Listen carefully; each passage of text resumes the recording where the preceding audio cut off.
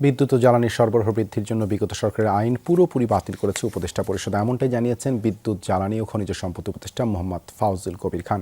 সকালে নীলফামারী পল্লী বিদ্যুৎ সমিতির সম্মেলনে কক্ষে এক মতবিনিময় সভায় এসব কথা বলেন তিনি। যে সকল প্রকল্প বাস্তবায়ন হয়েছে আদালতের নির্দেশে তা সচল রাখা হচ্ছে, তবে দুর্নীতি ও অনিয়ম হলে সরকার চাইলে তা পুনঃপরীক্ষা করতে পারবে বলেও জানান ফাউজুল কবির। এ সময় গ্রাহক হয়রানি ও দুর্নীতি কমানোর উপর জোর দিয়ে কর্মকর্তাদের সজাগ থাকার নির্দেশ দেন বিদ্যুৎ উপদেষ্টা।